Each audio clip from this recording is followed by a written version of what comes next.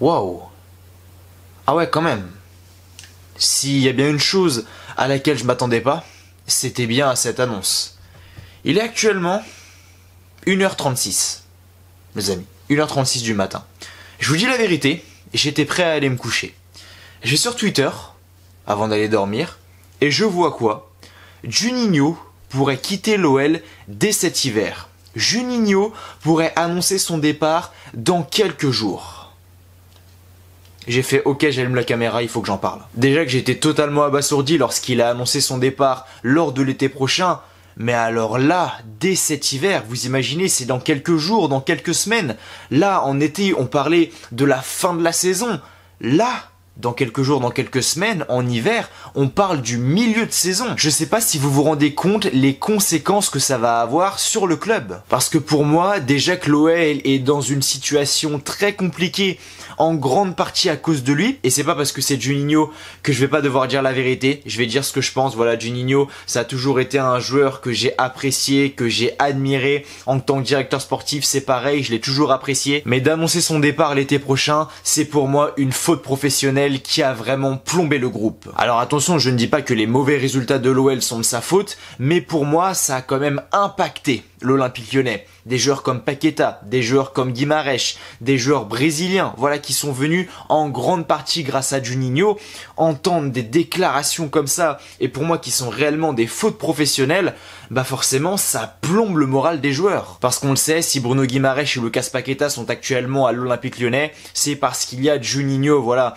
Et je pense que cette annonce, le fait de savoir qu'il va partir, qu'il va potentiellement annoncer son départ dans les prochains jours, ça va avoir un impact psychologique de fou sur Bruno Guimarães et Lucas Paqueta. Et le football, c'est 90% dans la tête. Ceux qui jouent au foot le savent. Tu peux être bon, tu peux être technique, tu peux avoir des qualités footballistiques absolument incroyables, mais si là-haut, t'es pas bien, tu ne fais absolument rien et tu es mauvais. Et ce que je comprends pas, c'est pourquoi l'annoncer maintenant, pourquoi les news sortent maintenant. On est dans une phase vraiment compliquée, on est 12e, on a à peine 23, 24 points, je sais même plus, bref, c'est vraiment très compliqué de la part de l'OL. Il a ramené de très bons joueurs, il travaille avec ces derniers, il a choisi un coach, voilà, Peter Bosz, Jean-Michel Aulas lui a donné. Il y a une très bonne relation entre lui et Peter Bosz justement. Je vois pas pourquoi Juninho part maintenant, annonce tout ça maintenant et pourrait quitter l'OL dès cet hiver. Alors il disait que oui, il était fatigué, il voulait prendre un peu de recul, il voulait pas avoir une énorme charge mentale, qu'il voulait également entraîner au Brésil. Il faut savoir quelque chose, monsieur Juninho. Après voilà, tu connais mieux ton métier que moi, c'est pas moi qui va t'apprendre, mais être entraîneur, c'est dans le mental, c'est 10 fois pire qu'être directeur sportif. Si tu ne veux pas de stress, si tu ne veux pas de pression, si tu ne veux pas une trop grosse charge mentale, mais ne fais pas entraîneur parce que c'est réellement pire que directeur sportif. Et là, si tu pars actuellement à la fin de la saison, voilà, tu auras tenu ta parole, tu n'auras mis aucun couteau dans le dos à l'Olympique Lyonnais parce que quand tu es arrivé, tu as dit voilà, moi je reste 3 ans, mon projet voilà, il est de construire sur 3 ans. Là voilà, si tu restes avec nous jusqu'à l'été prochain, c'est 3 ans. Pas de couteau dans le dos, tu as été honnête. Alors que si tu pars là, si tu annonces ton départ là dans quelques jours et que tu pars là dès janvier, bah c'est comme si tu mettais un couteau dans le dos à tous les fans de l'OL. Franchement, j'ai un immense sentiment de gâchis. Je pense que s'il reste, il peut encore prouver de belles choses. Voilà, pour ces derniers mois à l'Olympique Lyonnais, il a mis une dynamique en place vraiment intéressante avec Peter Bosz, voilà. Même si actuellement les résultats ne sont pas au rendez-vous, il y a une très bonne alchimie entre les deux hommes. Dernièrement, il a repris son rôle de directeur sportif à 100% avec des décisions claires, des décisions qui lui correspondent, notamment la nomination de Peter Bosz, voilà, parce qu'on le savait, la nomination de Rudy Garcia, c'était sûrement pas de lui. Donc toute cette com au sujet de son départ, franchement, je trouve ça vraiment bizarre parce que qu'il parte maintenant, qu'il veuille faire ses valises maintenant, alors qu'il a mis quelque chose en place, une très bonne dynamique avec l'entraîneur, j'ai vraiment du mal à le comprendre. Il l'aurait fait quand il y aurait eu Rudy Garcia, la nomination de Rudy Garcia, bah j'aurais dit ouais pourquoi pas, c'est totalement compréhensible, il ne l'a pas choisi, c'est le directeur sportif, Jean-Michel Aulas ne respecte pas ses choix, mais là je veux dire, voilà, il a demandé Paqueta, il a eu Paqueta, il a demandé Guimarães, il a eu Guimarães, il a demandé Peter Bosz, il a eu Peter Bosz. Enfin, mis à part les résultats actuellement, bah à l'OL, y a rien j'ai même plus de mots, mais il y a rien de choquant en fait, il y a rien de grave, il y a rien de, on n'est pas non plus dans une crise, mis à part les résultats.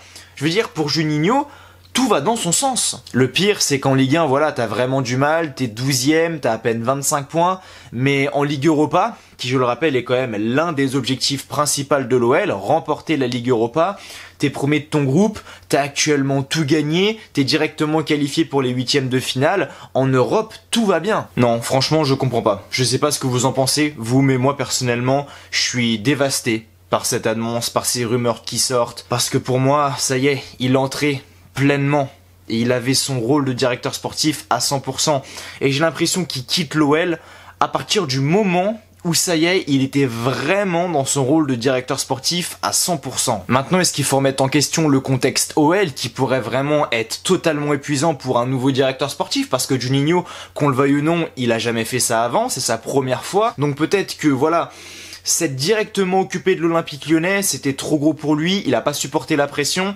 Honnêtement, je vois que ça comme possibilité. J'en vois pas d'autres. Surtout que, ok, tu restes 3 ans, mais qu'est-ce que tu veux construire en 3 ans en tant que directeur sportif? Tu peux en faire des choses en 3 ans, mais directeur sportif, c'est surtout sur la durée. Et pour moi, en 3 ans, tu peux faire quelque chose de sympathique, mais tu pourras jamais faire quelque chose d'extraordinaire. On le voit aujourd'hui, les plus grandes équipes d'Europe, les directeurs sportifs, c'est des personnes qui sont là depuis plus de 3 ans. Et Juninho, en tant que directeur sportif, en 3 ans, il a pas non plus eu le temps de montrer tout ce qu'il savait faire, en fait, et d'apporter toute sa créativité et toute son imagination. Juste au niveau des entraîneurs, déjà, on l'a vu, le premier entraîneur qu'il a ramené, c'était Silvinho. Et je vous le donne en mille, c'était un total échec. Ensuite, Rudy Garcia, qui pour moi n'était pas du tout son choix. Et là, il a enfin quelqu'un qui est de son choix, quelqu'un avec qui il a une bonne affinité. Et pour une fois, j'ai envie de dire qu'il y a quelque chose qui marche, entre guillemets, parce que la patte Peter Bosz, elle va marcher un jour ou l'autre. Il décide de partir. Bref, je sais pas, j'ai l'impression que je tourne autour du pot, j'ai l'impression que je répète 30 fois la même chose. Mais honnêtement, je comprends vraiment pas. S'il y a quelqu'un qui, voilà, a une explication, comprend le pourquoi du comment, qui vienne me le dire en commentaire, parce que ça m'intéresse énormément. Voilà, bilan très mitigé concernant Juninho. Il a fait de bonnes choses, il a fait de mauvaises choses, voilà, des erreurs de débutant, mais bon, il faut apprendre.